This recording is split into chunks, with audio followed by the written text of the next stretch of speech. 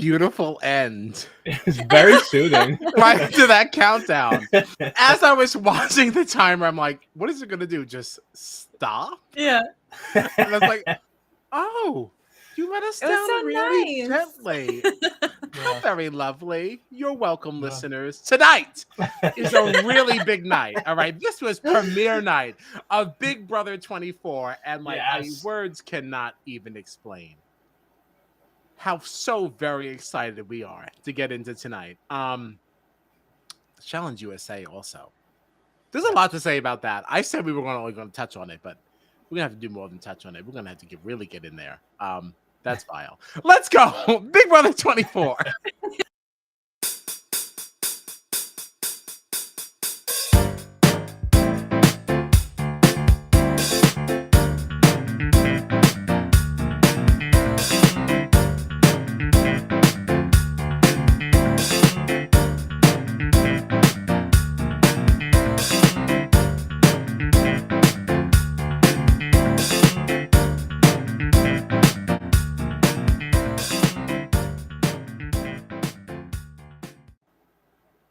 I am Kyle Petty, and I am joined by the always fantastic John Dunphy and the very gorgeous Gina Morgino. She's finally back. Thank God. Back with something she actually gives a shit about. I made it. Yeah, thank God, because she couldn't care less about Challenge All-Stars. So thank God she's here for this. All right, this is Big Brother 24.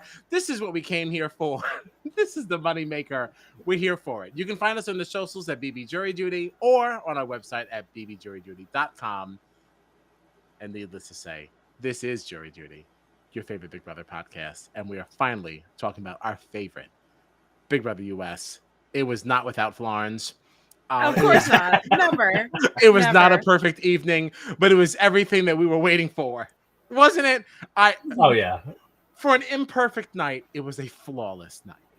And I can't wait to talk to you all. So, where do y'all want to begin? Oh, God. I will just say, just right off the bat, the Florins, we'll get into them. They're part of the charm. Of course it is. Of course I'm very excited that we had an opening credits there where everybody's, nobody's blacked out yet. Like we have a fresh game to just get into, and it's just so nice. Oh, I'm so excited. Oh, I'm so ready. I am so ready. Oh boy. So do you want to talk about the people first? Do you want to talk about the people first? Let's do it. Because this is different. We haven't started a season this way. Actually, we haven't started a season anyway, because Big Brother 23, janky start for Jury Duty, right? We weren't ready. We were not ready. We were just three friends that love this show that wanted to have a chat. Okay. Now we're a little bit more seasoned. We know a little bit better. But we also do not. So I think that a perfect place to start, because we didn't get to do our preseason chatter, right? Mm-hmm. So I wanted to make sure that we had immortalized our first boot and winner picks. Premiere. I couldn't think of another word. You know what I was trying to do there, right? Yeah. I wanted to say stream, but it's not a stream because it's not the internet. So yeah, premiere. I wanted to make sure that everyone's winner and first boot picks were selected and immortalized, and we did so. Mm-hmm. Let's start with Gina's. She's the lady of the evening. Gina's preseason picks. She picks Michael as the winner. Michael. Mm-hmm. Tell us a little bit more about this. Why'd you select him? It's the moment that I started seeing his videos and him talking about the game. I was like, oh, so Michael's winning the season. He came in so prepared. He's a super fan of the game. He right off the bat was like, I have seen every season, international seasons, celebrity seasons, over the top, everything. Oh boy, yeah. Mm-hmm. Yeah. So he just is very well educated on the best ways to play this game and maneuver this game and what kind of people have to get evicted sooner rather than later. And I don't know, just the way that I didn't even see before tonight that he had that binder with the statistics of everything. He really broke down every part of this game, and the energy that he gives. Yes, that too. He opened the door instead of walking in. I did clock that immediately. Yeah, Gina, welcome. I want to introduce you to Kite Man Dan. Kite Hi. Man Yeah. Dan into our stratosphere, via BBAU, and we're so happy to have A lot you. of new friends from AU. I'm excited. Yes, a lot of Yeah. new friends. So excited for them to meet you. Okay, Yeah. because Gina, fun fact, just to interrupt the whole thing here, Gina is the one who got us all into Big Brother. Okay. Yes. The real backstory to jury duty, if I may interrupt, I already have. Go for it. Is that the three of us have all done Long Island theater together. Although we did come to the realization that we've never done a show together, the three of Which us. sounds fake. I It know does that's sound correct, fake. but it doesn't feel correct. We've all performed together at some point, but never all at the same time. Uh-huh. As duos. Yeah. This is jury duty lore. Yes, it is. The origin story, Uh-huh. we all did Long Island theater together, but as duos. And then As Gina duos. introduced me to Big Brother, and then I infected John.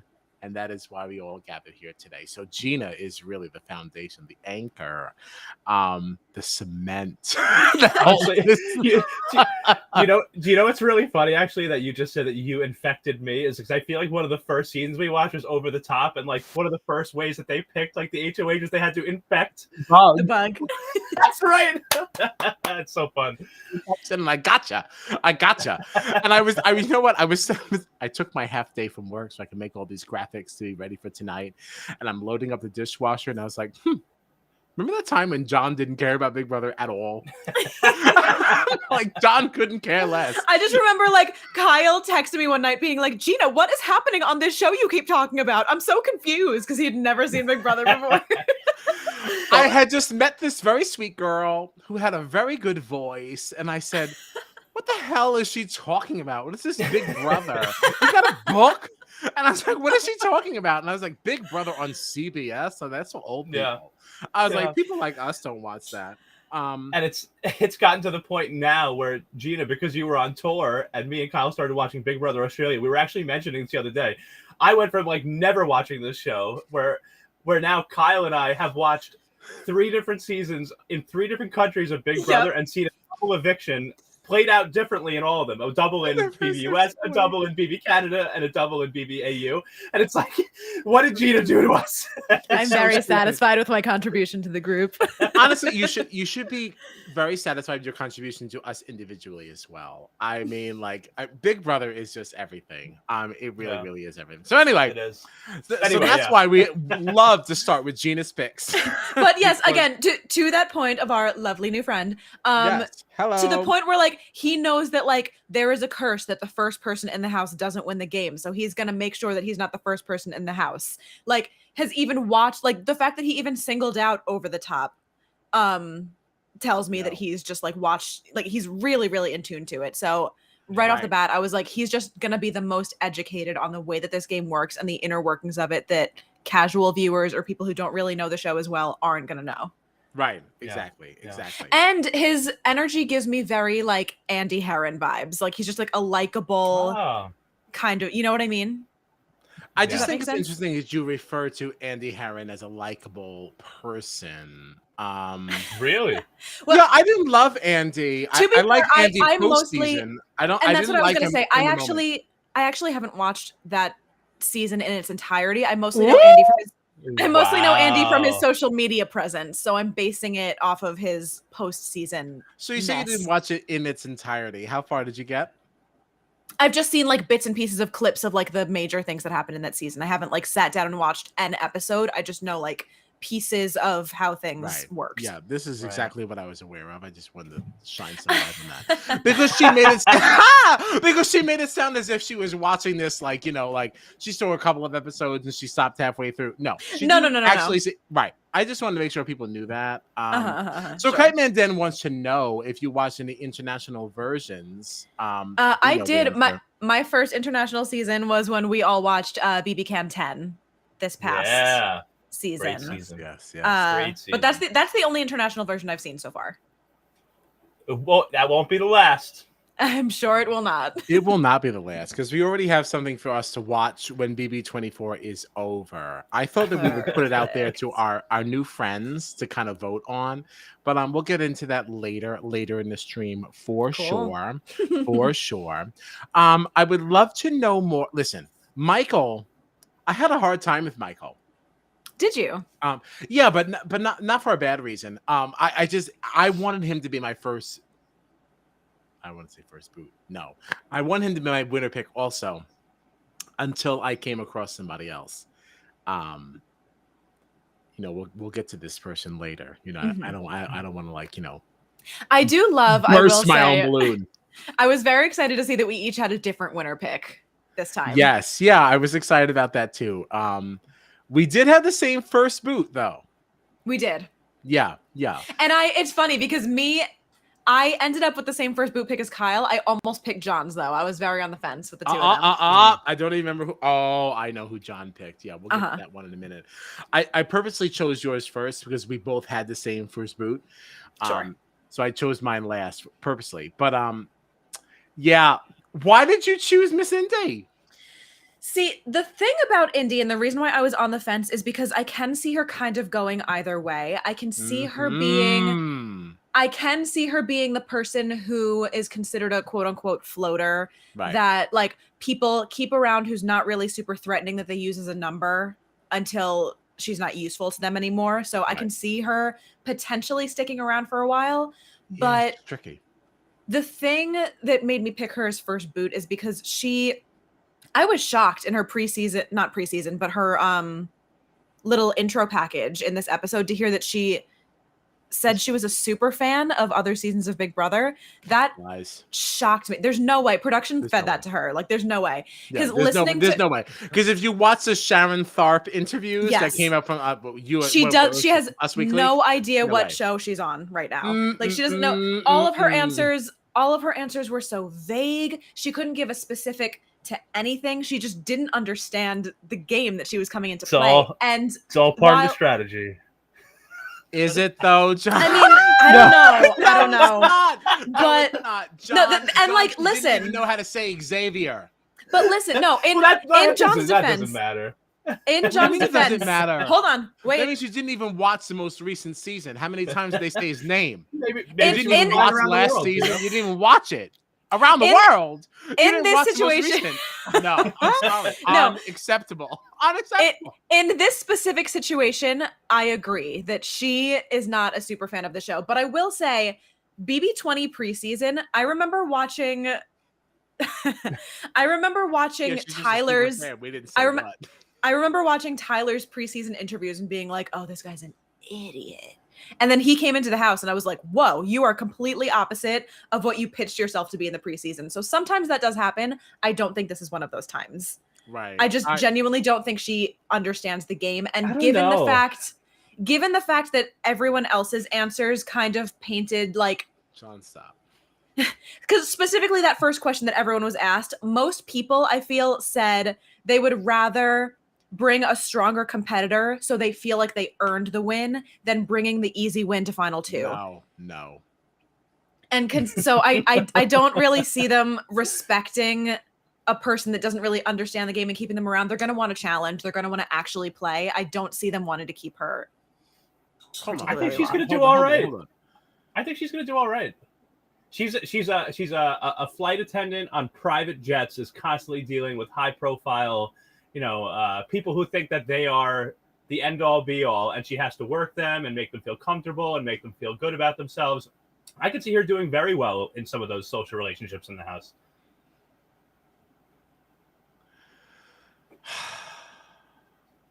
Kyle, you had her as first boot too, so let's get into it. I do agree with that, John. I do agree with that. I do agree that socially, she could find some success. I just feel like somebody who has no knowledge of the game at all is in no way going to excel in this situation.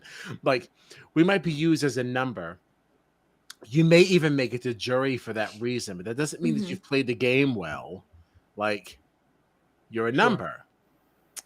And shoot, there was something that's- Gina said that I couldn't wait to get into, and I already forgot it. Damn. That's why I don't see her as first boot though. I don't see her. Oh, was winning it the game, questions? but- Everyone else's answer to the first question about who they'd bring to final two?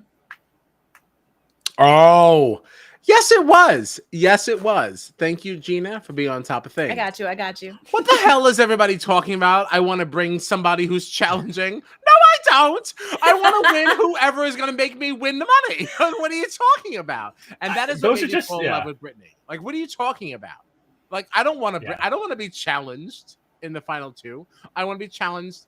Actually, I don't want to be challenged. I would much rather a nice, easy skate to the finish.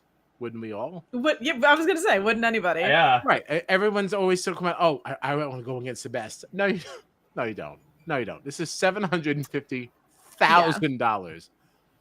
I'm going against my best bet. And it's like, if BB Twitter says that I just coasted by and I didn't earn my win, that's fine. I have $750,000 and you don't. You don't. Exactly. I don't care what you say about my game. I can buy and sell you on the black market. Okay, so I couldn't care less. This is why some of these like intro packages too, like this year, because other years I've watched all these, I've looked into the house guests, and I've like tried to really make my decision like based on like what's their profession. Oh, they're a lawyer or they're a social media manager. They might have like a feeling of like what does America want to see or how to argue with people and blah blah blah. And this time I was like, you know what? I just want to watch like a little snippet of each person and like not all of the full interviews and everything, and then just make my picks based on like a very quick like first impression. But I did, the one thing that I did watch was everybody's answer to that question. Who would they bring? And it just feels like that's like they're just giving the answer they think that America wants to hear. But every one of them, I bet, would be like, the easiest way for me to win this money is the way I'm going to take. So everybody watched the full interviews? You watched them all? No. Only the first question of each. I did. That's what I just said. That's why I said I wanted to go in blind. I watched like a little snippet of each person. But you're not like getting all the information. How are you making decisions? I don't know. Because I don't think it's real. I don't think it's all real. Those are all very polished answers. They're giving answers they want people to think that they want to hear. All right. Can you, when we're done here, you do need to watch them because they're not all as polished as you would think. And I got to tell you, all of Amila, whatever her answers were just Amira? Oh, it's not La, it's Ra. Amira. All right, well, whatever. She's not even long for this world, so it doesn't matter anyway. I'm not necessarily saying polished in the way that it's like, somebody who's prepared like a speech. I mean, like, if somebody asked me this question, this is the answer I'm going to give just because I think it's what people want to hear. Not necessarily, Yeah, some of them are so out of touch, John. I just think that's why you get so many people though saying like, oh yeah, I want to pick my biggest competitor, of course. I want to beat the best. It's like that's why you get an answer like that. What's always funny to me is when they get to the questions of like, who is your favorite BB player? And every single one is like Derek Levasseur, Dan Giesling. Like they only know like the right. Except the one girl who said Cody Nixon, and I was like, wait a second. Oh boy. Right, hold on. Excuse me? I know about that. Or when Michael said that he loves Janelle and loves Rachel, it's like, okay. Rachel did win. But like the fact that you love Janelle and she didn't, right? That tells me that you do enjoy the game. And that's why I had a really, really hard time not making Michael a winner pick. But I don't want to get into mine because I'd rather talk about John's. I will say Michael is a very solid winner pick. If I picked anybody else, it probably would have been Michael. Right. Hi, Kite. There weren't full interviews. There were. So Sharon Tharp, who works for Us Weekly, she is out there doing the Lord's work for us. She is out there doing everything we need to get all the information that we so long for and desire for in this BB community. She's out there doing it all. She had like 5 or 6 questions that everyone was supposed to ask, and they I think it was only like 3 of them. I think she posted a list. Now hold on, she did post a list of the questions that she was to ask. Now, I'll admit that maybe all of them didn't get asked. I don't remember. Maybe it was more. Yeah, I was watching a lot in the background. It was like a 40-minute video. It was definitely 40 minutes. Yeah, she had posted the questions like on her Twitter. I could have sworn there were like 4 or 5, but You might be right. I don't remember. yeah, but I can't say that I remember either. But she's out there. She put all these videos together. And it's a little bit of a messy video. It was very rushed, and that's why Amira has all these errors. What I appreciated about these videos too is that the moment that we found out that there was a casting switch, she was like, "Here, Twitter, here's his interviews that I also got because I interviewed the alternates too." We were like, "Thank you." She's a star. She's a star. Yeah. She was like, "It's not edited because we just got this at the last minute." Like, I was like, nobody cares. Can we talk about this for a second? Of course we can. What do you want to talk about? Whatever it is. In what universe? I don't care what the contestants tell production. How does production not know that one of the cast members is on America's Got Talent? Did production do any research on these people? A simple Google search pulls his video right up. None. I don't care if he told them or not. How did they not know this until BB Twitter pointed it out? It's so embarrassing. It's so insane. Embarrassing. It makes us look like clowns, you know? Is there no vetting process? Oh, you've auditioned for another show that you might advance on? That was the easiest thing to find. You Google his name and his video pops right up. I'm a recruiter for a bank, and I feel like I vet people better than this. It's insane. Well, I suppose maybe I should. This is a TV show. This is people's money. But it's like they waited until the absolute last second to release the cast list, and they still didn't figure it out. Like, come on. Right, because it makes it feel like, all right, the whole point of waiting is so that we don't have to replace anybody. Right. With any like last minute crazy things that happen. And it was less than 24 hours before moving. Yeah. Like, yeah. I'm sorry. Kind of saying so many things that I have not put on the screen. I'm just sitting here chuckling at. So the first comment was, Turner said that David Alexander, which, so many comments, was a legend. And I watched Jessica and Derek not understand the joke on their live stream for 5 minutes straight. Can you please DM us the link to this? Yeah. I want to see this. Yeah. I would very much like to see this. And then additionally, Twitter does a better background check than production. Oh yeah, I loved all the tweets about BB Twitter is the FBI. BB Twitter is the CIA. It's better than the CIA. Better. Can we get into John's picks? Yes, we keep derailing. I'm so sorry. I'm ready. Don't be sorry. This is why we're here. We don't have anything else to talk about. No real gameplay happened. This is all we got. That's true. You're right. So John's preseason picks. We have Monty as the winner. Tell us why. Because I like him. I don't know why. I like him. I like Monty. Seems like a nice guy. Seems like he could be a good competitor. Like I said, I tried to go into these as like blind as I could because I feel like other times I try to be like, what does this person do for a living? How much do they watch the show? This and that. And I was like, you know what? No, this time I'm going to look at their socials. I'm going to look at like a little bit of Shannon Tharp's interviews, get like the smallest little taste of each person that I can, and then just make some kind of decision. And so I feel like I tried to go in as blind as possible, although you could not ignore the deafening roar of BB Twitter coming for Mr. Turner. And I'm on board with all of it. Yeah, so I went with Monty as my winner because he just seems like a very likable guy. Seems like a very he could be a good physical competitor. Seems like a strong guy. He seems funny. He seems like he could have a good social game. Mm-hmm. And Turner, I don't like anything about him. I have so many mixed feelings. And whoever is running the social media account for Mr. Turner. That's right. While Mr. Turner is in the house, has already come from It's already come. There's so many comments. On the Challenge USA, and I will not have it. She came for John's woman. Turner, first boot. Here's the thing about Turner. I don't want to cancel him just yet. I want to see what else comes out. Because family drama is family drama. people are going Sure. to say negative things. If this sister really feels like she's been slighted, and if that's her truth, which it clearly is because she posted it.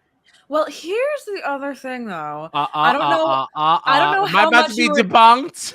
No, I don't know how much you were really paying attention to what was going on in this like Twitter mess. Zero. But because Yeah. his sister said whatever she said, and then people were right out the gate like, "Ah, no, screw this guy." And then people started looking into her Twitter and started seeing that she has posted a lot of very problematic things. So when she was accusing him of being like super racist, she has posted like some pretty racist tweets and stuff too. So it's like, is she deflecting and trying to make him look like the bad guy when she's the bad guy, or are they both the bad guy? Live feeds are going to tell a better story. I don't really know where to land on him yet. This is true. Oh, I love it. I love it. I'm so glad you said that, because I was like, listen, anyone can say whatever they want to say about their family. And when somebody cannot actually like rebut anything that is being said, it's like, I don't know that I want to just jump on this train, because you're the only one who has a voice right now. Of course, I don't want to believe he's bad. Right. But I mean, my eyes find out on the live you. feeds. I'm watching. I'm paying very close attention. Exactly. I'm watching intently. But, I don't want to write him off just yet. Yeah. No, it's fair. It's fair. But I will say that apparently there are portions of what Turner's sister was saying about him that people have confirmed is true. Like, he was an editor for Mr. Beast, who is that I know about. who is a YouTube like star or whatever. And it's like, apparently there are things that have come out for the times that Turner was working with Mr. Beast that have been confirmed. So it's not like there's anything trying to like defame him and stuff. Yeah, that right, for sure happened. Right. So it's not like all of the things that that Turner's sister has said is, are completely unconfirmed. There's no truth to any of it. So I feel like, okay, there could be something there. And I just, there's just something about Turner. And like I said, a lot of my, feelings about these cast members are kind of coming in more blind, kind of coming in without really looking into things deeply. But from what I've seen so far, the vibes that I got, I really like Monty for whatever reason. So I picked him as my winner, and I really dislike Turner. So I chose him as my first boot. And it was funny to see the two of them win the first two. I know. Comps. So crazy. Crazy. Yeah. There was something that Monty said in his Sharon Tharp interview that I don't remember what it was. And I was like, sounds like you don't know what's going on. And I was like, yikes, you'll be out soon. I don't know that that's necessarily bad, though. You don't remember what it was? I don't remember what it was. I want to know. I know. Maybe for Monday night. Well, you'll be absent Monday. But for the rest of us, maybe Monday night we can review whatever that was. I'll have time to go back. Yeah, I'm very interested in the red flag. I know. I was so busy in making the graphics for our preseason picks and things like that. I didn't have time to go back.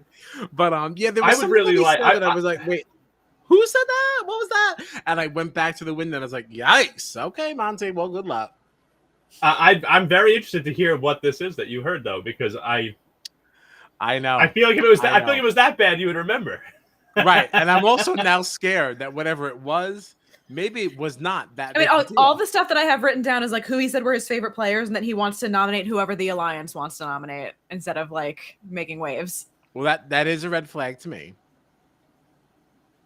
Just on that, we don't just put up whoever the house wants. That's not the game we're playing. I mean, just right. I'd be curious though. Like, I'd be curious. Raise a flag.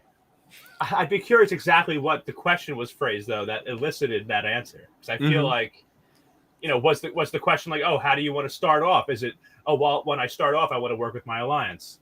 No, I'm pretty sure the question was. I think the question was just straight up, are you going to nominate who serves your game the best or what's going to serve your alliance or vote with the house? And some people had the wherewithal to say it depends on where we are in the game and it depends on how it serves me. And some people gave it straight up like, no, I'm just going to do what the house wants, See, but that again to me is like sort of giving an answer that's just like, is this what people want to hear? Just like people saying, in the first question being like, "Oh, of course I'm going to vote whoever my best competition is." Like, John, are you saying like, these "Oh yeah, I'll go with questions the alliance"? are all we have.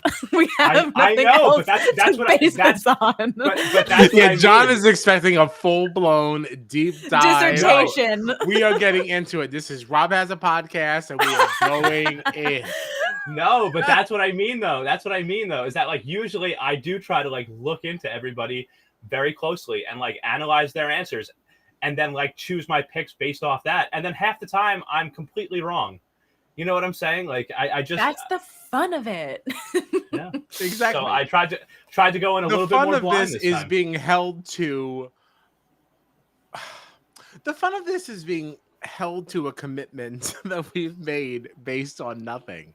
That's why I made We don't got money on this. Exactly. That's why I posted these before the episode aired. I didn't want any, I wanted it to be known that we made these selections based on nothing. crumbs. I saw a picture and whatever Sharon Tharp allowed us to see. And that is it. That's it. And you didn't even watch what Sharon said. Well, that's what I'm saying. But like Matsu, I'm sure Sharon's chagrin. I'm going to watch them, but I wanted to make my picks. I wanted to make my picks not with those interviews in mind. I actually really like that you didn't watch it because we did. It's just really fun. God, you guys have fun. I'm so happy we're in this season again. I'm so happy. All right, Kyle, it's your turn. I want to make sure John was done. Oh, Are you done with your picks? Are you happy? I'm done. I like done Monty. Speaking on Monty and Turner. I like Monty. I don't like Turner. He doesn't like it. I'm also really relieved that Turner is who you were talking about, because when you said in the group chat like Matt, I was like, ah. Well, I don't think anybody else is named Matt though. No, he's the only. Yeah, he's the only Matt. Oh, he is the only Matt. Yeah. Okay. Because I was like Matt Turner, and you said nothing. And I was like, I have to move forward. I don't have any time. I have one other comment that I'll make. Go ahead. I have one other comment that I'll make, and that is that even if the claims that Turner's sister has made on Twitter are false, I would still now choose him. I would still now choose him as my first boot, just based on the fact that whoever is running his social media accounts doesn't like Angela. Had something bad to say about Angela Rummins. About your woman. In the Challenge USA. So just for that alone, he deserves to be my first booze pick, because that is I will say my bae is Angela. Kyle, you were calling out Indy on not being able to say Xavier's name. Mm-hmm. Turner in his video fully was like, yeah, I like that guy, Cody, California, something. I don't know. Oh, yeah. I did hear that. The only reason I let that one go is that, like, if I'm calling back to the All-Stars season, there's really no reason why you ever would have heard his last name anyway. Mm. So the fact that he even has a knowledge of his name possibly being California leads me to believe that you have some knowledge of his existence in this world, which means he also said that one of his favorite players was Christy Murphy. So I know some of these interviews, I was like, yo, they definitely give you certain seasons to watch. Yes. While you're sequestered. Yes. It's almost always season 16. It's almost always season 10. And why season 16? Fun for its time. But showing them season 16 in sequester is why we always get the majority alliance. Yes. Because people see that and they think, oh, that's how you play this game and that's how you win. Right. It is how you win, but it's not how you play the game. That is not fun. And it's not fun for us. It sucks, okay? You are shooting our podcasts in the foot. There is absolutely nothing fun to talk about when you're playing the game that way. That is absolutely terrible. I feel like they shouldn't watch anything when they're in sequester. Don't watch any Big Brother seasons. I mean, they have to familiarize themselves a little bit if they're totally new and they're a recruit. If you're applying for the show, you should already be watching seasons, hoping that you'll I have to agree with that. I'm sorry. Yeah, I have some people are recruits, some people don't apply. No, you should not be a new recruit. I don't want to see a new recruit. Just like when I sit down to play Uno on a Saturday night, I don't want to read the rules. You should just know how to play. Just play. Like, I want to sit down, shuffle, and go. Like, No, I that got is you. what Big Brother I should get it. be. And I feel if you're like presenting this to me and people need a tutorial, get them the hell out of here. Like, get out of here. This is not Big Brother for dummies. I mean, there are so many people that come on the show just for fame and they don't want to actually play. So I think it's production's way of being like, this is how this works, you know? Yes, but I feel like it's just terrible. They should show them Survivor and Sequester just to mess with them. That would be funny. I feel like if you're applying for the show, even if you're recruited to be on the show, let's say, right, there's got to be some period of time between that and Sequester. That's your time to study, learn the game. Once you get to Sequester, if you haven't watched any seasons, sorry, you just have to go in now and figure it out on the fly. Like, we're not going to show you one season and they could be like, oh, that's how Big Brother works.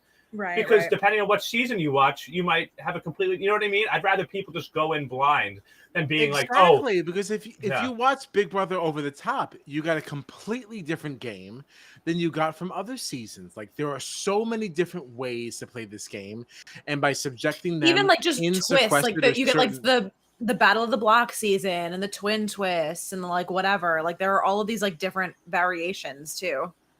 Oh my goodness. The Saboteur, you know, like there's all these random different things. Like, but I've seen stuff out there that they don't get any seasons of Big Brother to watch in Sequester. I've seen stuff out there online also that they don't actually get any seasons. That's not true. I don't know. They absolutely get season 16 every year. That's what I hear. I do want to remind all of our viewers, those of you who are watching us live, watching us after, to go to cbs.com/bbvote. We did not discuss this with John, but unfortunately, he will be in the minority if he is against Gina and I. The official jury duty selection for safety in America's vote is Brittany. All right, so give it to her. And why is that, Kyle? Why is that? Oh, I'm very excited to get into it because she is my pick for winner. I just think she's fantastic. She's in my top 3. Yeah. You know, when I saw her, I was like, okay, I don't know. I saw her little intro and I was like, wow, what a nerd. But I don't know. The more I watched her, I really fell in love with her. I feel like she does understand the game. I love that she had a little notebook full of notes. Yeah, I'm really excited about Brittany, and I just think she's that quirky. I think she's everything that Sarah Beth wanted to be. But Sarah Beth did not have the likability. And I feel like Brittany is. I was immediately endeared towards her. I was watching these Sharon Tharp interviews that we were talking about so much before. I was watching those as I was making some of these graphics and doing all this stuff. And like every time she came on, every time she spoke, I had the biggest smile. Yeah, I'm very, very endeared towards Brittany. And that's really that on that. She's cute, she's quirky, she's fun, and she has that like hypnotherapy background. So when it comes to the manipulation piece of the game or the like strategic piece of the game, it's not like she's going in totally like she's not just going to rely on her social game. Like I think she actually has something there that can use to her advantage. Right. Yeah, I really love her. She's great. Love her. Yeah, I think she's really, really fun. I even liked there was that little thing that they put on the Instagram story for Big Brother or whatever, and like she was just kind of floppy, and she's like bonk, and she's like, "This is all I'm gonna do," and I was like, you know what? That's all I would do. Also, I don't know what I would do in this situation. Right. Like, oh, all of a sudden you need to be very, very engaging for 2 seconds. Go! Like, what do you do? I don't know. I really, really liked her. And I put Indy as my first boot because, again, I just don't think she knows what she's doing. I don't think she knows what she's in for. I don't think she knows the game that she's playing. I almost feel like she was in the same boat as Christian from last year and was sort of expecting to end up on Love Island and ended up on Big Brother. And it's like, wait a minute. I need to watch some things. How do you say Xavier? Like, it just, I don't know. I don't think India is long for this world. However, I do think that makes her very useful for somebody who knows how to play the game, because she'll do whatever she's told because she doesn't know any better. Right. That's why I can see her going either way. I was very on the fence about picking her. She could be the next Victoria. I think she's gonna do all right. I honestly do. And I gotta be honest. I don't know how I feel about Brittany. I gotta be honest. I there's just something about her. Be honest, even if we don't love it. There's just there's something about her. I'm not saying like she's gonna be out like super early, but I just feel like there's gonna be something where maybe she's on the block or something, and she's not gonna do well with it. I don't know why, and like she's gonna be out. I don't know what it is. I just have this feeling about Brittany. I think Indy's actually gonna do okay. I don't know. I really don't know. It's just a feeling. I will be voting for Brittany to be safe. That's though. right. That's right. You're gonna vote for Brittany to be safe. You're damn right. You're voting for Brittany. I like her. All of our There's just listeners. there's just something about her. I know I'm outnumbered. I know, but You are outnumbered. As Kite Manden has now really highlighted here. You are outnumbered, John. Let's show him exactly how outnumbered he is by submitting your vote for Brittany at www.cbs.com/bbvote. We want you to vote for Brittany for safety. Wait, hold on now. If you don't want Brittany for safety, then who do you want? I'll be voting for Brittany for safety. Oh. I'm just saying that I don't know. I just have this feeling about her. I don't know how far she's really going to make it. But I will say I might throw a couple of votes to Paloma. Paloma. I feel so bad. I was looking on BB Twitter, and like they are kind of split between Brittany and Paloma. No one is campaigning for poor Alyssa. I might throw a couple. Because Alyssa, unfortunately for me, Alyssa is like, I don't know. She didn't really bring anything to the game for me. Nah, she's that typical girl that you expect to see. She's not exciting. Brittany is quirky. Paloma, I just feel like it's really funny. We love diversity. She keeps I feel like it's just very funny that Paloma's like, I love mayonnaise. What? Yeah, I was like, of all the things you could have said, that was what you decided was your fun fact. For some reason, I don't know. I just thought that was funny. So I saw a couple of tweets too that were like, "She loves mayonnaise. Kick her out. Evict her. She's out. Gone. Goodbye." Yeah. So this is like a backwards threat of violence against you. I just want you to know that Kite Manden has now put his gun away. Okay. Well, so we get 10 votes, right? They have put their gun away.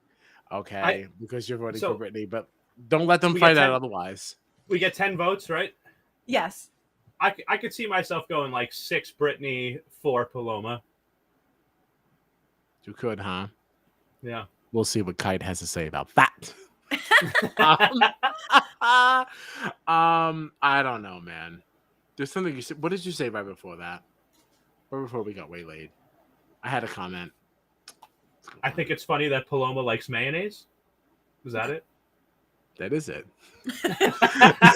That is exactly it. I ran out today because I took my half day to get ready for the premiere tonight. I took my little half day and I was like, I'm going to make myself a bomb-ass BLT. Right? Because, I'm a sucker for bacon. And I was like, let me get some new mayonnaise. And Paloma tonight was like, oh, I love mayonnaise, and that was her only fact. And I was like, yes, bitch. Yes. That was my only note. That was my only note.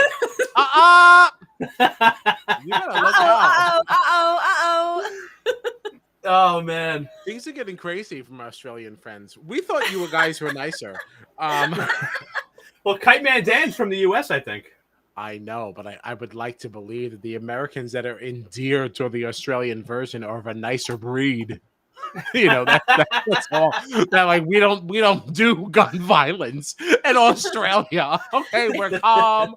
All we do is talk about how much we like people. Like that's it. I'm very surprised. Now that we got through all these picks, we really should get into the episode. 45 minutes in. All right. Right. Oh, God. But I think that in keeping with our Australian theme, it's a really great time to break up the monotony. Yes. I know where you're going with this. Yes. We're about to judge something, aren't we? We are. Hold on now. Oh, Kite Man Dan's talking about tinfoil hats. I still don't know about these tinfoil hats. Yeah, we have to go back and watch that, Kyle. That's what they say. Listen, I do want to put it to our fans, our friends, our pods of the pal. Yikes. our pals of the pod.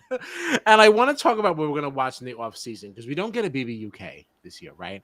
So when BB24 wraps up, we have to watch something, right? We can't just leave you on Thursdays to your own devices. That's cruel. That's unfair. No one deserves that. So what are we going to watch next? Last year, we watched Big Brother Over the Top. Mm-hmm. I know why you're raising your hand, but I agree with you. So I'm already going there. I think that we should watch BB Can 4. Yes! I think it is a perfect melding of everything we've done. Why specifically 4? Why specifically 4? And I can't wait to tell you right now. I can't wait to tell you. Yeah, it's part of my presentation. Okay. Because we did watch BB Can 10. It's already part of the jury duty world. Mm-hmm. And Big Brother Australia previous winner, Tim Dormer, played BB Can 4. And he was also on this current season of BB Australia. Gotcha. And was just evicted today. Oh my God! Wait, John, you watched it? Yeah. Thank God. I tweeted like 4 minutes before BB24 started. Thank God. I was like, had to get caught up on BB Australia. No, I was like, had to get caught up on BB Australia. So great watching Tim Dormer. So, although P.S. it also would have been great if I could have spoiled John for once. That also would have been nice. Like, I know. I'm over here so worried about what John there. But meanwhile, he's always spoiling the whole world. The spoiler guy. I'm not always spoiling, okay? You may not always be spoiling, but you are the primary spoiler. No. Notice how Gina has submitted no argument. Right. So well, as the one who was spoiled. Right. Of course she's silent. She doesn't want to ruffle any feathers, but she knows what the truth is. I feel like you sort of made me spoil you in a way. I'm sorry. You didn't. Victim blaming. I was completely responsible for that. I was about to say, I would love to see how he turns this. The mental gymnastics. I would really love to see what he does with this one because yikes. So yeah, I think that's what we should watch in the off season. I'm down. I really think it's perfect. But I just don't want to. I don't want us to commit to that because what if there's another international Big Brother that we should maybe get into? Let's not commit. What if we don't get a celebrity? Maybe that's a good time to do BB Can 4. It's true. Yeah, we have to reconvene at the end. Let's see what's going on in the Big Brother multiverse. Multiverse. But until then, it's time for Julie Judgment. It's our very first Judgment. Yeah, Julie Judgment is a classic segment. Okay, when we went north, we gave you Arissa's assessment, right? Then we went down under and we did surmising Sonia's style, which we'll be doing again tomorrow at 10:30 p.m. But first, we've got Julie's garb. And this is what she wore tonight for the premiere event. What a start to the season. What a way to kick things off. Oh, honestly, God, Queen Chen. Stunning. Queen Chen. Stunning. She came on screen and I gasped. Mm-hmm. I said, on today, Julie? With she no said, warning? You guys have been talking about all these international hosts, and I'm going to make sure we silence that conversation on today. She looks incredible. This purpley tasseled number. Yes, she looks out of this world. let's get this ticker off. She can really appreciate her shoes.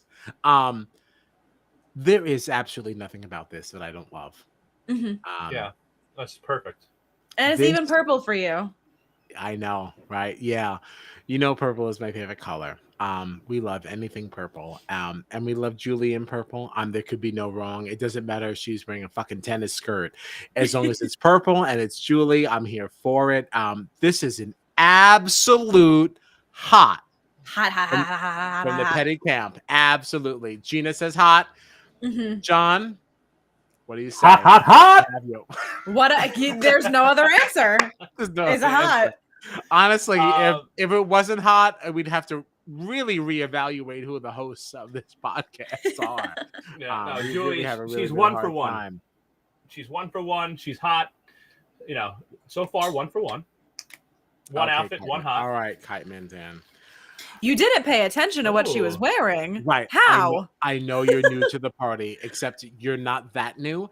You know that we do surmise Sonia's style. So you should have been ready for this. The fact that you didn't pay attention is slightly upsetting. It hurts my heart. It will disturb my sleep on tonight. The only question I have is, where was this during Celebrity? We were wearing sweaters during Celebrity Big Brother. I wish I had more pictures. I wish I still had pictures for that. Yeah. Because you were that knit red sweater. That's what I remember, as if it was like Valentine's Day, and it wasn't even Valentine's Day that day. Yeah. Please do, Kite. Please do. Make sure it's very important. Yeah, it's join in on the fun. It's important. Yeah, it's very important. Yeah. God, I can't even tell you how awesome it is that Julie's judgment is back. Oh my God. Yeah, we're back, and I love the cartoon Julie. It's so not cute. her. Totally understand that it is her. Yeah, no, it's great. Yep, it's great. Yep. Julie Judgment is back. Welcome to BBUS 24. This is what we do. Yep. So now to get into what actually happened on tonight. Honestly, this is gonna be the quickest 5 minutes because there's not much to say. Because truly, what happened tonight? Literally nothing. We watched almost an hour of people coming in and getting a fake ticket scanned. But I loved every minute, though. I loved every minute. Did you? We could have sped the process just a little bit. Oh, you didn't like it? Honestly, it was so slow. I think I would have preferred groups of 8 coming in. Bring in half, eight house guests. Everybody scans their ticket. Another 8 scan your ticket. We're done. All right, let's get into it now. Or even what they've done in the past, where the first group of people that comes in, that's a competition. You know. Right, that's what they did last year, right? They did that last year, and they did that on All Stars, I believe, as well. And I'll say, it felt I remember last year's premiere feeling like it was awesome. We got 4 intros, a comp, 4 intros, a comp, right, 4 intros, a comp. It just felt like the pace was much better. This felt very it felt like there was some dead air at times. It felt like Julie, especially for some of the they should be prepping these groups. Go into the house, look around, sure, grab your ticket, and then get ready to go to the backyard. It just felt like so many times Julie being all right, guys, hurry up, get to the backyard. It was and I felt like this happened last year too, but it was so weird that it was live, but they also had pre-recorded DRs already. So had they not been in the house, or did this happen earlier today? It was very confusing. I think, they've got to have a way to get into that DR without actually seeing the house. Because we've seen people get that, leave the game. They go to the DR and then the house never sees them again. So that's true. Yeah. I'm sure they have a way to bring them into the DR, do a little interview or whatever, and then get them out of there. But yeah, sure. Not a rap battle. Kite Man Dan believes they should have had 2 groups compete. Then the winner of each comp has a rap battle, and the backstage boss decides the winner. I do love the idea of the backstage boss deciding the winner. Anything but a rap battle, I don't think would have served us well. With the whitewashed winners. Okay. Monty was up there. Who knows? Sure, you're right. Right. He's not really giving me hip hop vibes, unfortunately. But with that, I don't know. I really enjoyed this move-in.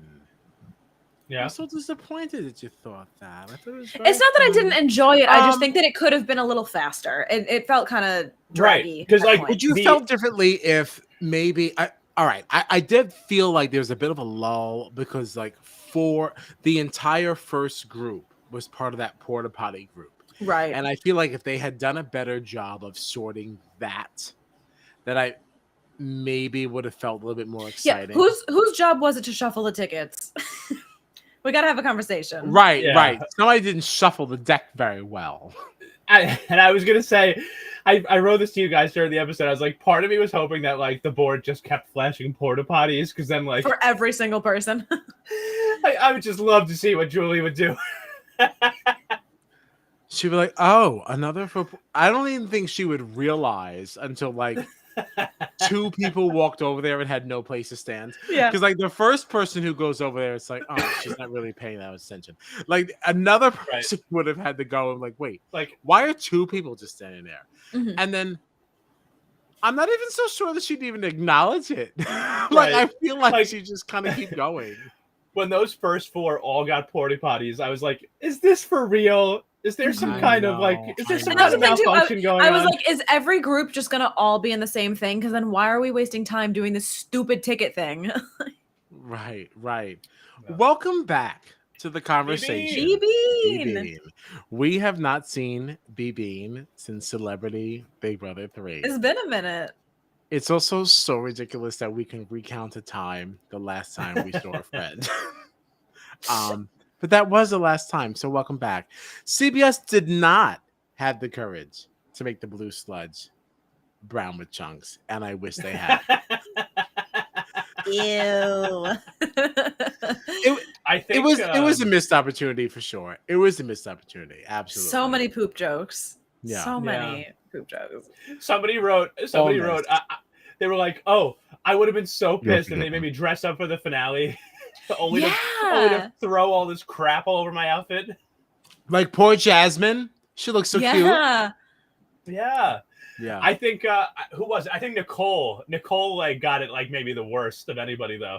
It seemed like everybody else had like it was all over them, but like their face was pretty clean. But Nicole, it was just right in the face. Mm-hmm. Who's Nicole? Nicole, I think, is the ex-cop who became a chef. Yes. Nicole. I know, I'm still learning names too. Right. And I was really, really good with names up until that moment. What do you think of Nicole? I like Nicole. Talking about since she's here. I didn't really feel one way or the other in particular. BB Twitter was saying Casey vibes. Not nice, just because she's a lesbian and has similar eyes. Not nice. I mean, so what? Yeah, I don't see a similarity between them at all. She doesn't seem as much of a competitor. I mean, granted, we've only seen them do competition, but right. She only sort of looks like her. I'm not getting Casey vibes in terms of gameplay, or like competition wise. No. I mean, I don't know. I feel like she's former law enforcement officer. She's a chef, so she's good with nutrition and things like that. I could see her being. That makes her a comp beast. I could see her. I said she also was a cop for a while. You have to go through some physical training for that. A former law enforcement officer who knows how to eat well. I think that she could do very well. I think she's probably very fit. Well. Yeah, I think she's probably very fit, and I think she could compete well. I think she could have a good social game. I see big things for Nicole, potentially. You're excited for Nicole? I like Nicole. I do. I like Nicole a lot. Yeah, she didn't really strike me one way or the other, but I mean, right. I kind of saw her as a potential pre-jury, otherwise early jury. Okay. I feel like I just didn't get enough information to have an opinion either way yet. That's fair. If Gordon Ramsay hosts a competition, I think she'll definitely beat that one. Yeah, put her on MasterChef. So I gotta tell you, you guys are giving me shit for Monty. You're giving me shit for Nicole. They're gonna be there. They're gonna be there late in the game. I'm telling you. And Indy too. I swear to Indy God, too. If John, who watched no interviews, ends up having all the answers, I'm gonna be livid. That's what I want, though.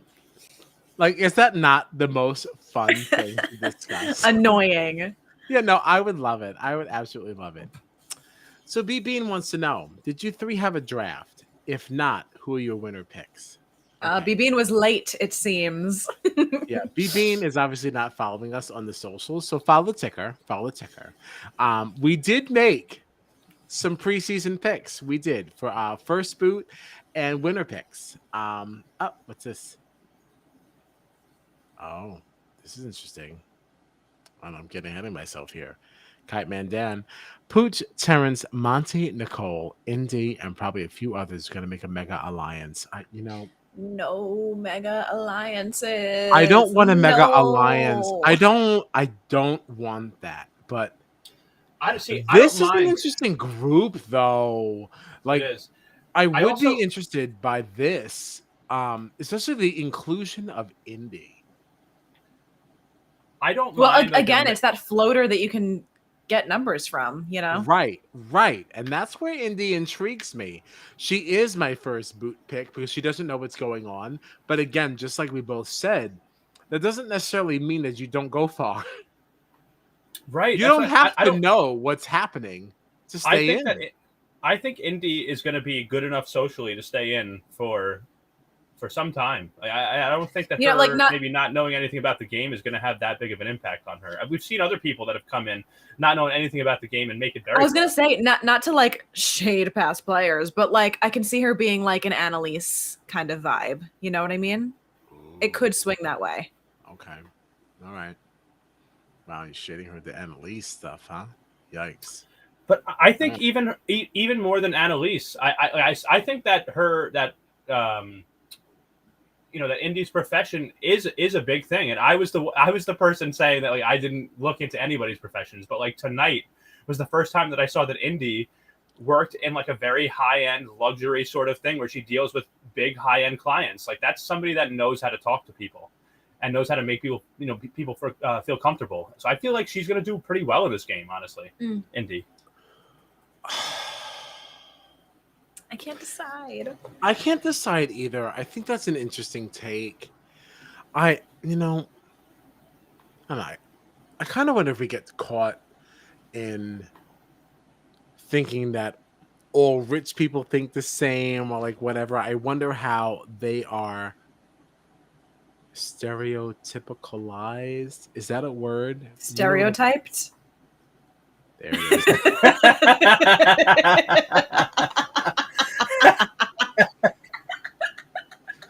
Same thing, but not. Yes. It so stupid. It's so I honestly stupid. I liked the word that you were forming though. I didn't actually like that word. Stereotypicalized. I did like it. Yeah, because you know where I'm going. Because I was going for the act of it, not the past tense. Like the act of being stereotyped is being stereotypicalized, and Sure. and the more that I say this, I am not backing away from it. Like I'm not gonna like. I believe that you believe that. I Stereotypicalized. I definitely think it's something. It's certainly not nothing. And if anything, it's certainly something after tonight. Okay, so Sure. oh my god. By the way, do you guys have the feeds up? By the way, I don't. No, I thought that was going to be a bedtime thing. Why? What's going on? I don't know yet. It's loading, but I just remembered that they're up, so I'm putting them on right now. So you had no information. No, I just was wondering if you were watching them. I am very familiar with Webster. I'm also familiar with Miriam. And looks like my nothing God. is happening. I'm sure it could be used as a verb. I believe in you. I do. I'm actually not sure, but I just feel like if it can be past tense, it has to be present. Oh, That's all. because I do understand there's a grammar. countdown. There's A a countdown for countdown what on the here? feeds. On the feeds. For what? We're less than 5 For minutes. what? We're less than 5 minutes away from getting live feeds. Oh, so they haven't been up yet this whole time. Thank There's a goodness. countdown coming up from it's about 4.5 minutes away now, according to Interesting. the countdown that I have. Oh, right, because they wanted to make sure it was at the end of the West Coast airing. Absolutely, yes, right, Okay. That makes right. So sense. that's where we are, which is perfect because like there's not much more to say. There's not Yeah. much more that happened Yeah. here. The competitions Um, happened, and right. that's about all we have. Can we talk You know, about the actual competitions themselves a little bit, though? Like, Please. let's run through the captions that you did mention. okay, yeah, you're right. Pooch, You're right. You're right. Pooch got backstage boss, which is that silliness that just I'm not really sure about that. I just kind of feel like that was kind of just given to a random ass person. I don't think that I don't know what that was. I Like feel like there's going to be more to this, though. you So do. what confuses me about this, 'cause not to jump the gun, but Jump there was it. that whole thing where like he could pick 3 people to also be backstage, and Julie said they can't be nominated. But then she said one of them might go home. And I don't know what that means, because if they can't be nominated, what is coming that they could still go home? I'm What wondering I if think they it's those. can't be. I'm Go wondering if they ahead. can't be initial knobs. Like maybe they could be replacements. But I also have this weird feeling that like the backstage boss Pooch is going to have some sort of power in the end because they keep saying like, oh, who's nominated, who's on the block? They might not be the people. Whoever you think is going home might not go home. And I have this Right. weird feeling that like there's going to be some sort of third nominee, or Pooch might have some kind of power where he can put somebody up. I've seen people speculating like a battle of the block type situation this season Yeah. too. Yeah. We have some speculation here. Huh. Kite Man Dan says Brittany wins safety and decides who goes home. I don't know that I love that. I don't want her to decide who's going home. I still want there to be a vote. I wouldn't mind if she had some power. Unless like a second person goes home, like the regular vote happens and then somebody else gets sent home from the 3. Like a double on the first eviction? My goodness. That'd be so delicious. I mean, we already know this season is shorter than most seasons. Yeah, but not by a lot. Not by a lot. It is still at least in line with some other past seasons. And honestly, seasons that played out better. Mm. You know, was Pooch trying to avoid this? The situation with Mickey and BB21, where he was elected camp director and had to banish Cliff, David, Jessica, and Kemi. You're probably just picking like the lowest person. I mean, that's the easiest way to not get blood on your hands. But he didn't really do that, though. He didn't really do that. He did for the first 2 competitions, he but there was picked- no way to know who finished last for the second competition. And that's honestly what annoyed me because it Oh, wasn't the even whole the first. the whole piercing test thing. Because it wasn't Which even was the, the first worst 2. competition I've ever seen. First of all, That was terrible. We can get into that later. But that's the thing. Those weren't even the first 2 competitions. It was the porta potties, then the jewelry, then the hang tough thing. So like the porta potties and the jewelry, they had a clear person that was out first. Fine. No. The hang tough and the porta potties had a clear person that was out first. The jewelry didn't. Right. That's what I'm saying. The porta potties, the hang tough did, but I mean the order of it was porta potties, jewelry, and then like the piercing, and then hang tough. And the last 2 had those, the last one and the first competition had the clear loser and clear winner. But like he chose the way that he picked for piercing tent. I was like, what the hell is that? He was like, oh yeah, Brittany, your dress. I noticed you, so you're my other person. Yeah. It's like what? Like I understood where he was going with it, and then the Britney one happened, and I was like, what did you base that on? Nothing. And that's what got me. I actually tweeted about it. I was like, okay, all 3 women. I was like, oh, what stood out to you in the one competition where there wasn't a clear loser? The one thing that stuck out to you was the dress that some woman was wearing. I'm like, come on, dude. When he called her out too, because I get you don't know everybody's names, you just met these people, fine. He went, blue dress belly dancer. And I went, yeah. Okay. I was like, what the fuck? Okay. Really?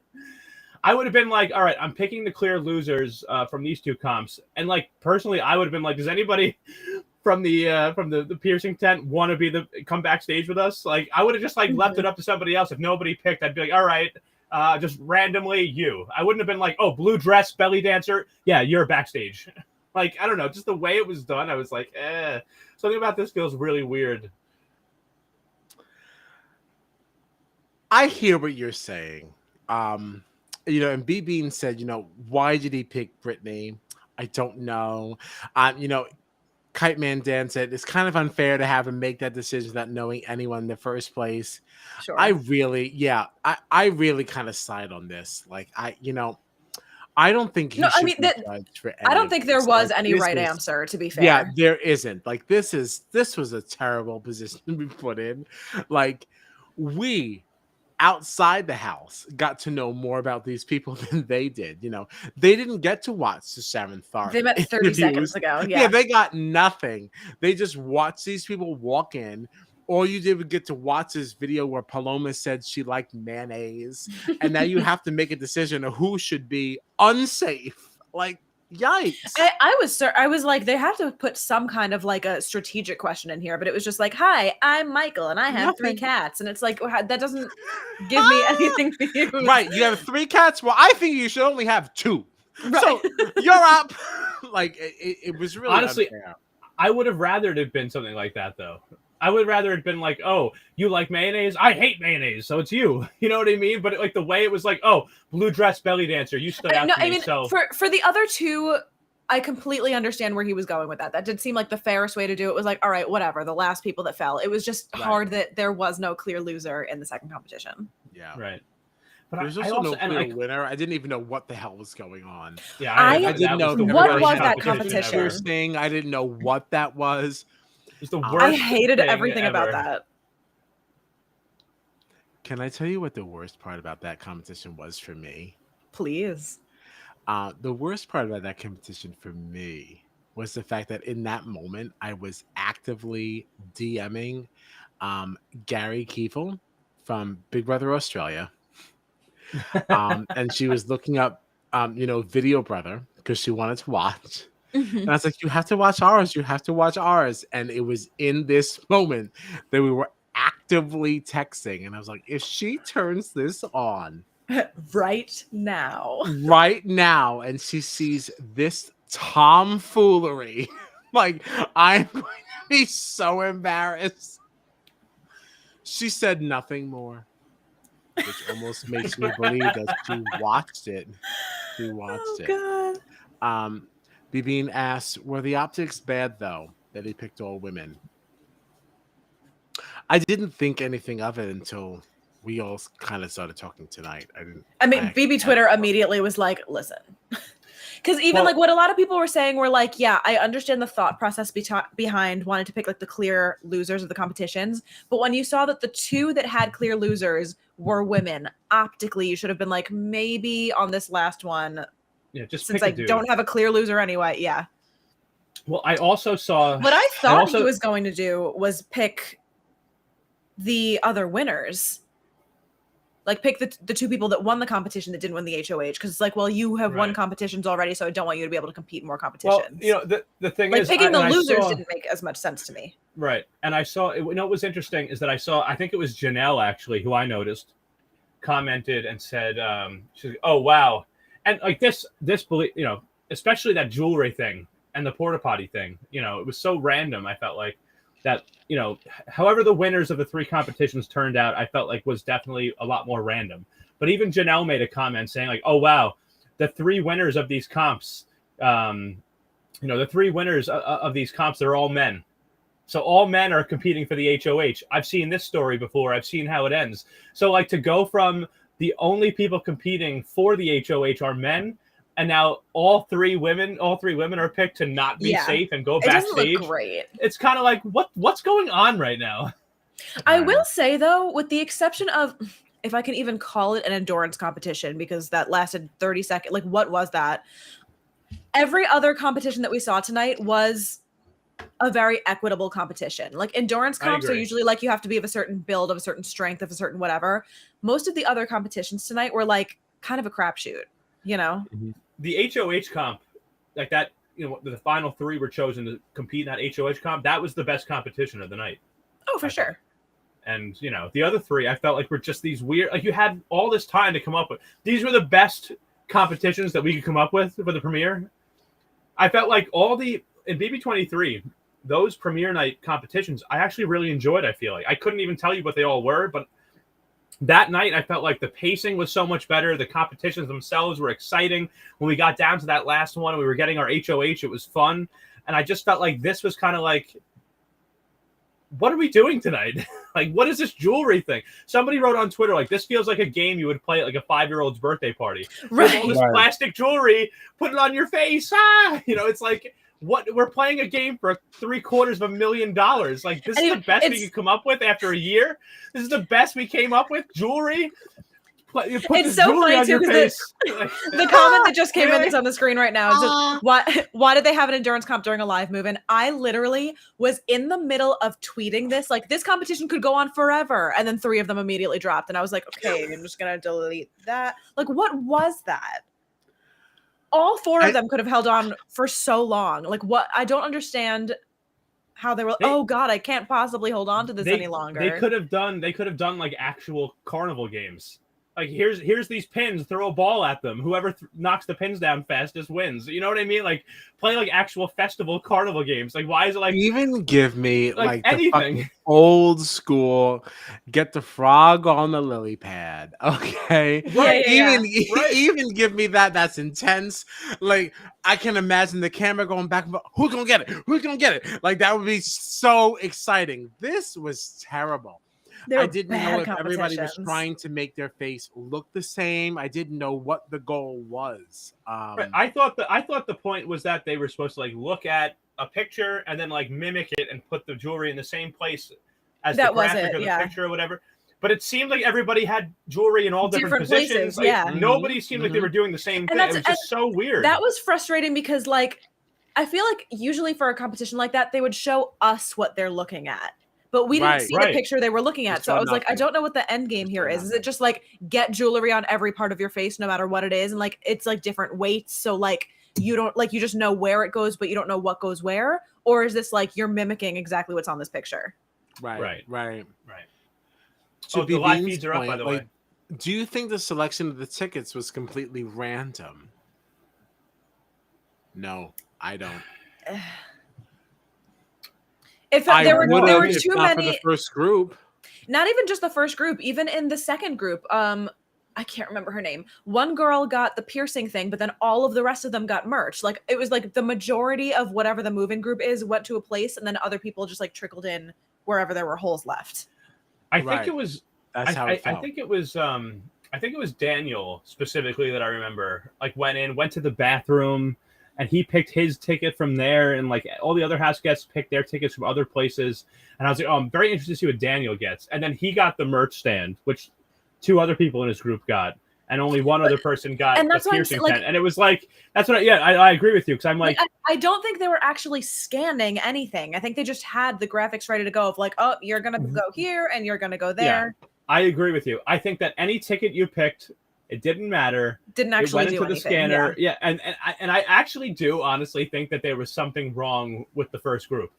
I don't think that like that was supposed to happen. They all got porta potties. I thought that was so weird. It's like there's no way that all 4 people came in as a group and now they're supposed to be competing as a group, like in the same thing. Like, they were totally supposed to be split up, and it didn't happen for some reason. I don't know why. I don't know. Right. I agree with all that. Honestly, I do. It was very weird. It was very, very strange. It was very strange. That was it. Like, the ticket scanning was my biggest holdup, I think, of the episode. It just, that whole period of time seemed just like weird to me. And that was like 50 minutes of the episode, you know? Yeah. Like, so it was crazy that we got like 45 minutes to an hour in and not a single, like, we were still just meeting people. Like, it didn't have to take that long. You know, we hadn't seen a single competition. Nothing had happened except we're just meeting people. I'd rather see the competitions play out, and we pick an HOH, and then there's like 15 minutes of the episode left of just like where we've seen them, like they're in the kitchen and they open a bottle of champagne and they're all hanging out and talking to each other, interacting, and like, you know, you get the first glimpses of people like trying to play game and like maybe make connections. Like, I'd rather see that than like. Well, didn't that kind of happen with BB23 though? Isn't that kind of what happened?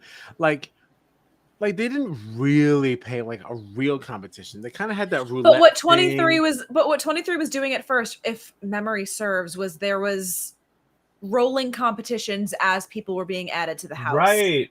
But were they real Like- competitions, or were they just kind of like silliness? Like I No, kind I of mean, I don't think it was anything. I don't think it was anything crazy, but it broke up the monotony. Having like a group of 4 comes in, they're gonna do something. Now that like they're gonna play a game, whatever. Now we know where those Yeah. chips fall. Now another group comes in, they're gonna play a different game, and then that kind of set up our teams, I believe. Right. And then there was like Yeah. the team competition. Yeah. But there were like things happening. No, in you know what? You're between right. You're groups right. coming in. Yeah. There Yeah. was a competition that kind of had this leader, and then they kind of had like this kind of like a draft pick. Yeah. Yeah. No, you're right. You're right. I was I think remembering it as It just made it go by faster, and it made it exciting the whole time. Whereas tonight, it was just very like, all right, we're still meeting new people. Nothing's happened yet. I don't really have to pay attention. I'm only paying attention because I want to get to know the people that I'm going to be watching all summer. And then in like the last half hour, it was like, oh, now we're going to play really dumb games and give you an HOH. Right. You know, Like it was weird. Like, you know, it was weird too to me. Like the way everything felt so like disjointed to me in this game. And I felt like it was much more seamless and like it flowed much better for BB23.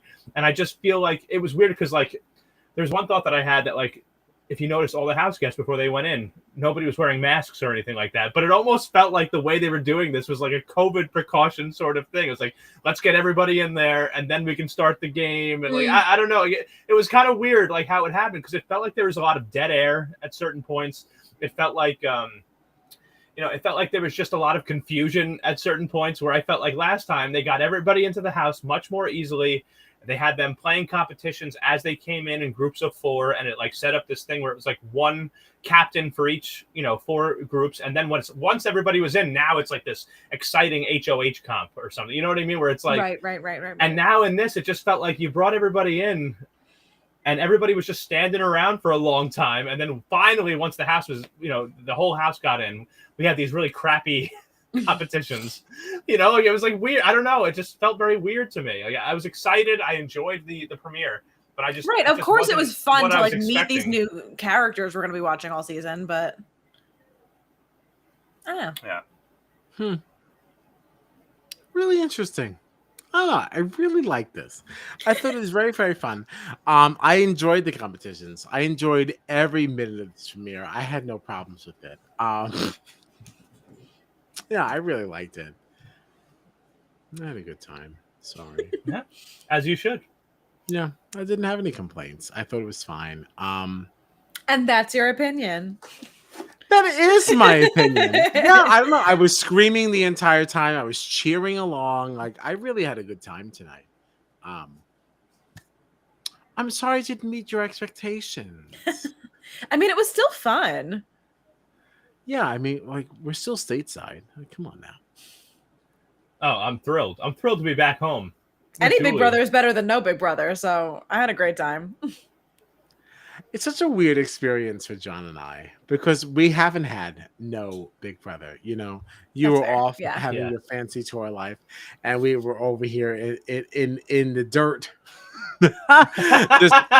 just trying to find any other Big Brother we could just to occupy ourselves. Yeah, you have to realize that like this started like when you consider how many seasons of Big Brother that me and Kyle have watched in a year, like we started Yeah. with BB23. And Gina, you've been there for most almost of it all with of us. them, Yeah, All of except it. for when you were away on tour, but like BB23 to BB OTT to BB Celebrity to BB Canada to BB Australia back to BB. We've watched like 6 seasons of Big Brother. Parts of Not to 6 mention seasons of all Big the Brother other shows that in we've one been talking year. about. Yeah, on top of the challenge Right. and Survivor and everything else. Yeah, so I don't know. My It's brain also is so melting, funny how but- this whole thing started because John and I were only supposed to cover the challenge, and then I was like, "Listen, I just saw online that Valerie, shout out to Valerie, Oh, like Um, follower Valerie. yeah, follower Valerie, who is not follower Valerie because I'm a follower of hers, and that is how I found out that Big Brother Australia had started, because I had watched it with my roommate Tommy. I think that was I don't want to say during COVID. COVID is still real. Okay, mask up. But like One of at my the height of coworkers is COVID. out with COVID right now.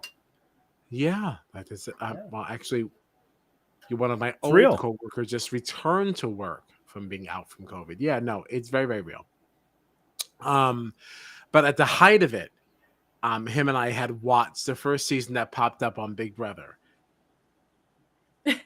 On on Paramount. Paramount Plus. We just saw Big Brother and we saw a new face. We're like, who is this lady? Mhm. So we started watching and we're like, oh, I don't know about this version. This is really strange. But then when I saw that Big Brother Australia was starting again, I was like, listen, John, I'm going to watch this. I don't know if you're going to watch too. I don't know if we really need to cover it or anything, but I'm at least going to watch it. So if you want to watch too, that's fine. If not, that's fine. But I'll be watching, so let me know. And now here we are. Here we are. We have religiously.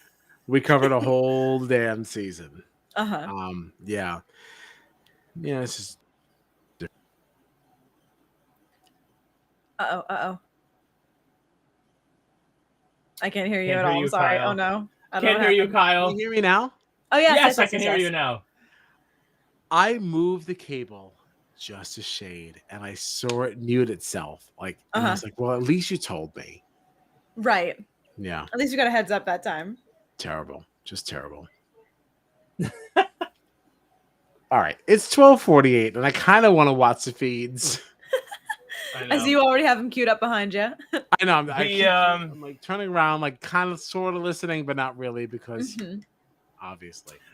I will say, here's something very interesting about the feeds. Tell us. Pooch is wearing a shirt that says Backstage Boss. And I just saw Oh, I see it now. I think see it was Paloma is wearing a shirt that says Backstage. So it's just funny that they're wearing shirts to like differentiate themselves. You see Backstage Boss, and then all the girls that he picked for Backstage are also wearing shirts that say Backstage. I Very can't wait to interesting. find out more about that. There's definitely Yeah. more about that than just the fact that they're wearing that. Oh, of course. I mean, obviously, they're not safe.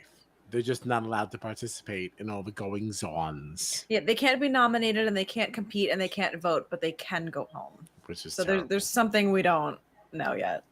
Kite Man Dan wants to know, are these house guests all going to go to sleep at 3 a.m.? I don't think any of them are going to sleep tonight. Well, it's only like what, 10 o'clock there right now? They're all in the kitchen hanging out, looking like they're getting ready to make some food. That's the weird thing. What time is it? What? Like, I think it's only like 10 p.m. LA time or something. even They're worse, They're is 9, 3 hours 3 hours behind. So it's Right. 9:50 p.m. Yeah, not even 10, which means, yeah, I mean, could they be up to 3 a.m.? Yeah, maybe. I could see them being up at least until 1, like their time. So 3 a.m. for us, I'll be fast asleep well before then. Mm-hmm. Yeah. Yeah,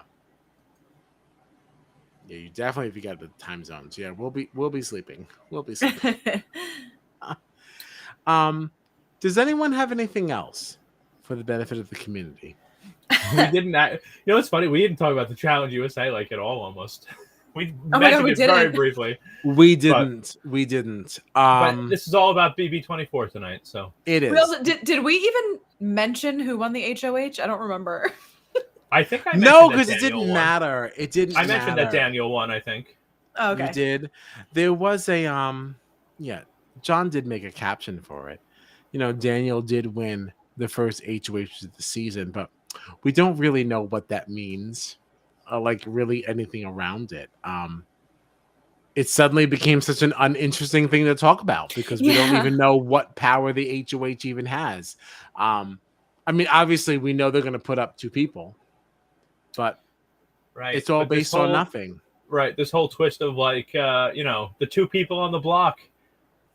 You know, it might not be the person you expect that goes home. It's like I feel like we could see like a 3rd nominee in some weeks this season. I think we could see somebody else having the. I would love a 3rd nominee. God, I would love it. I love 3. Yeah. Mm-hmm. I love 3. So I mean, we'll see what happens, but and yeah, just vote, save Paloma, and yeah, we're all good. That's it. Save Paloma. I'm sorry. I didn't even hear it until you were told No, to do I it. heard it. I think you misspoke. You meant to say Brittany. We're saving Brittany on tonight, just like Kite Man Dan says here. Okay. If you take nothing else from this, just remember vote Brittany. And the way to do so, you can look at the ticker below. CBS.com/BB vote. We are looking to save Brittany. Okay. Save Paloma, the mayonnaise queen. John, you're gonna get kicked out of the podcast. Yeah.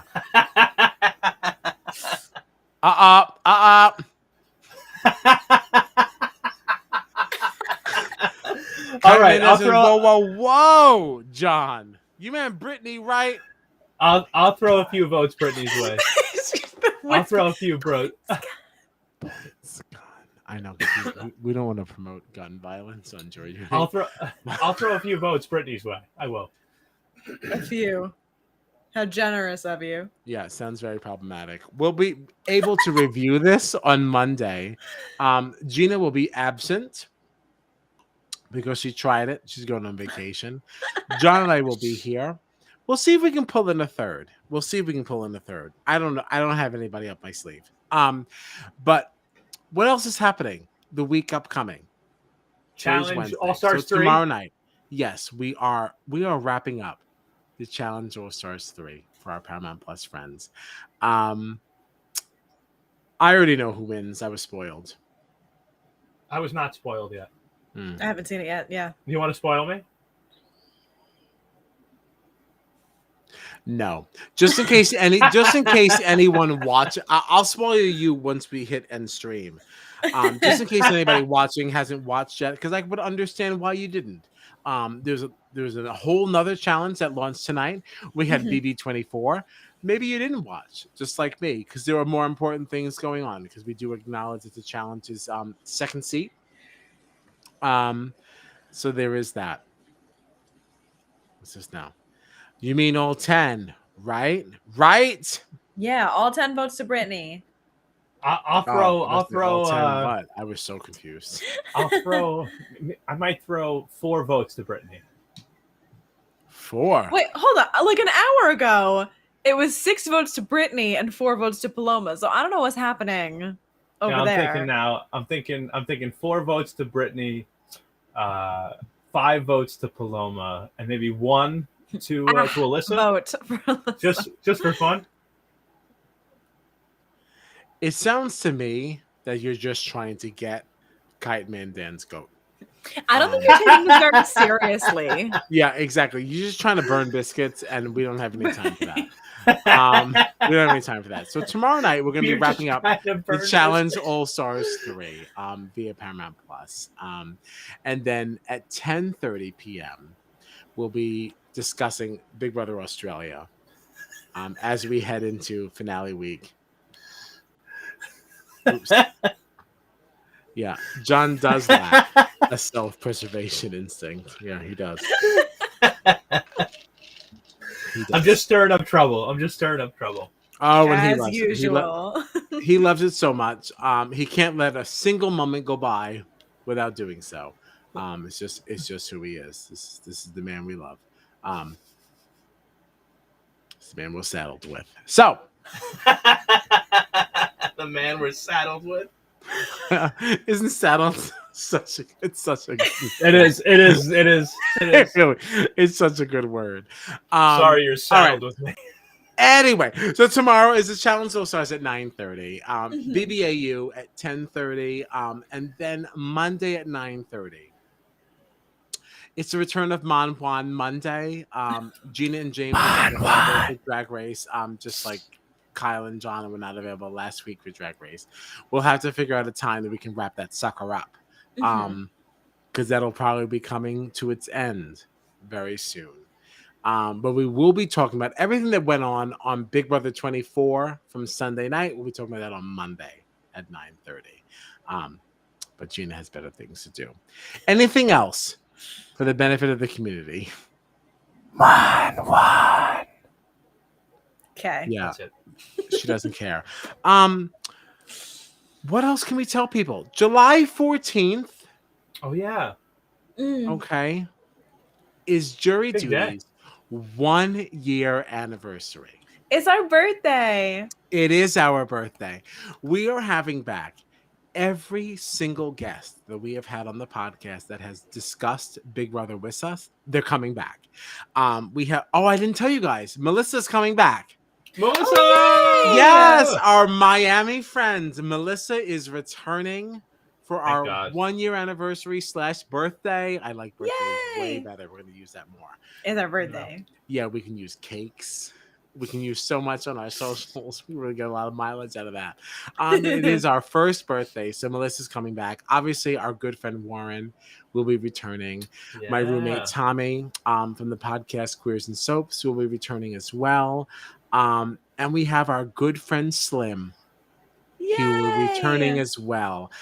This will be Gina's first opportunity to meet Slim, which we're so excited about.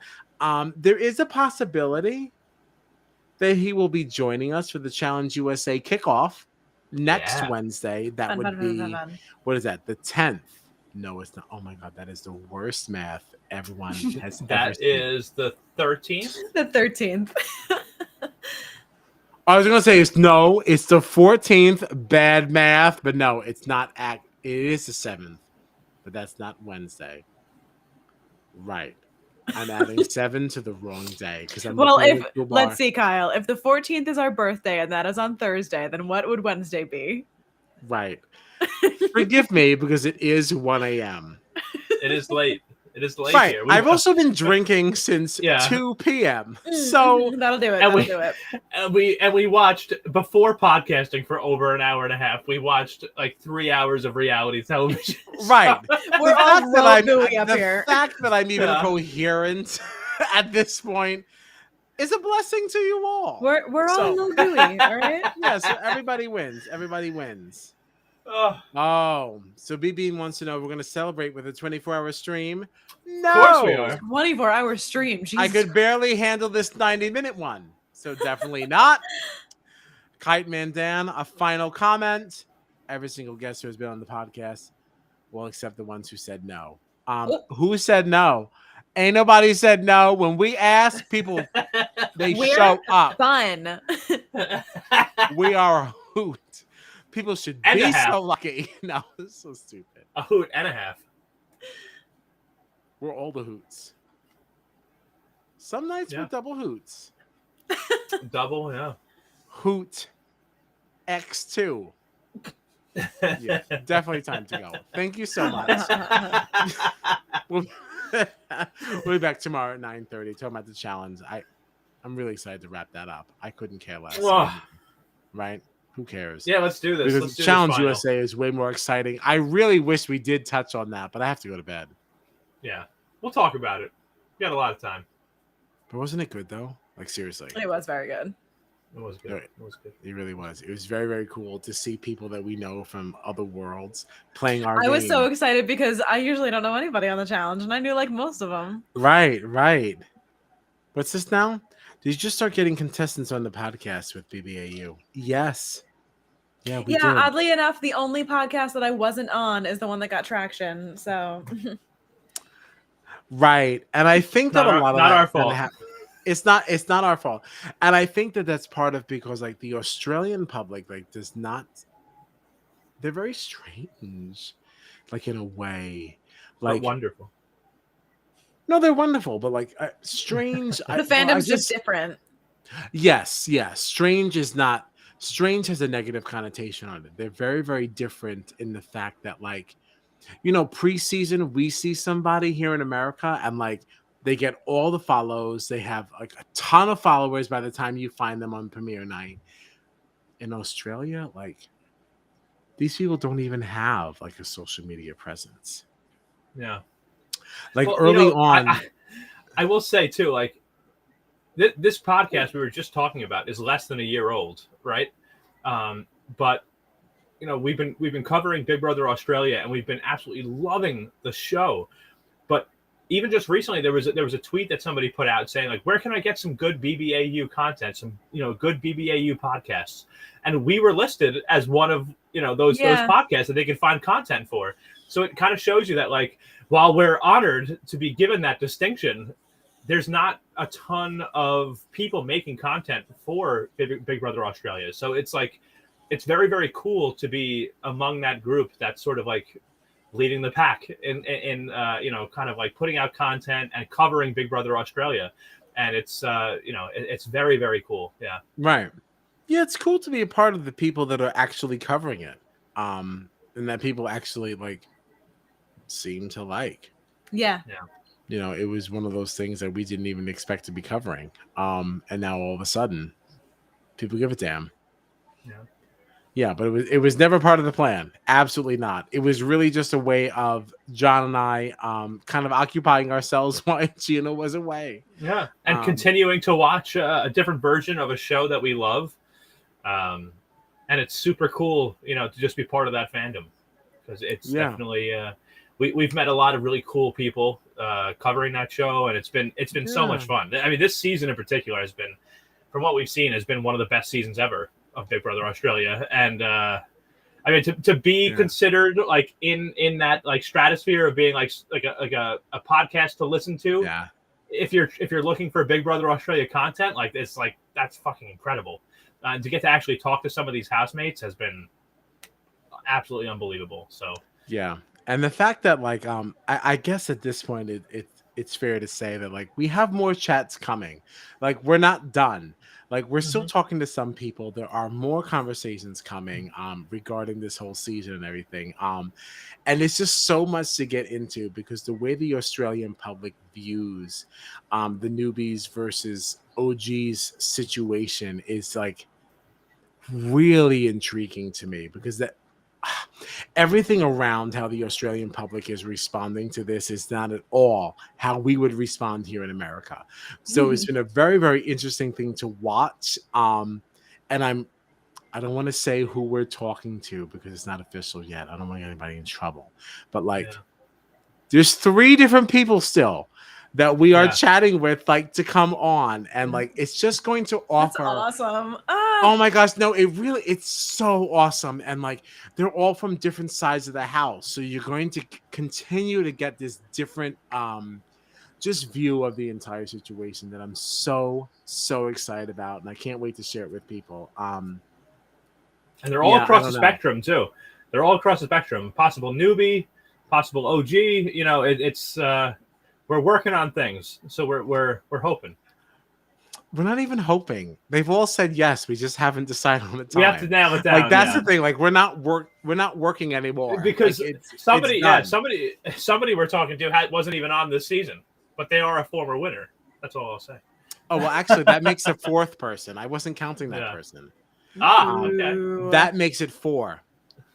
Yeah, we're not done with Australia. Simply because BB24 started. We're not done. We're not done. We're coming back. And actually, I guess it's fair enough to say that, Gabby is going to be watching BB24, and she's going to be coming back to the podcast to give her comments. Fun. Because she's never been introduced to our version of Big Brother. If you watched our chat before, as I was messily explaining to her, like how things go, it was at least enough to intrigue her to check it out. Yes, you can expect to see her again, as well as others. I know. Gary ain't watching after that Pearson comp. I know. That's who I was DMing as that was going on. I was like, please don't turn on now. Please don't turn on now. Please don't turn on now. It's okay. I will have another conversation with her. I'll tell her that we did not co-sign on this sucker. Okay. Like, no. All right, but that's it. Any Hoosers. So tomorrow, 9:30, Challenge All Stars 3. We're wrapping it up. We got the finale. 10:30 p.m. we're doing Big Brother Australia, and then we're back with Big Brother 24 on Monday at 9:30. It'll just be John and I, unless we find a friend.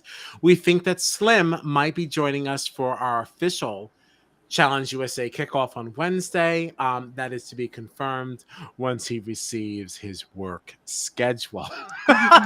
So that's that. But either way, Slim will be there for at least our 1-year anniversary. I wanted to say birthday, but 1 year birthday. See, Gina messed me up by giving me a new word. I've been saying anniversary for months. Now that I have birthday, I'm very tongue tied. It's our first birthday. It is our first birthday. Yay! Yay! We are one. Juan Candle. So anyway, find us on the socials at BB Jury Duty or on our website at bbjuryduty.com. And that is it. Like, subscribe, share with a friend. Thanks so much for hanging out, and we're out of here. We'll see you tomorrow.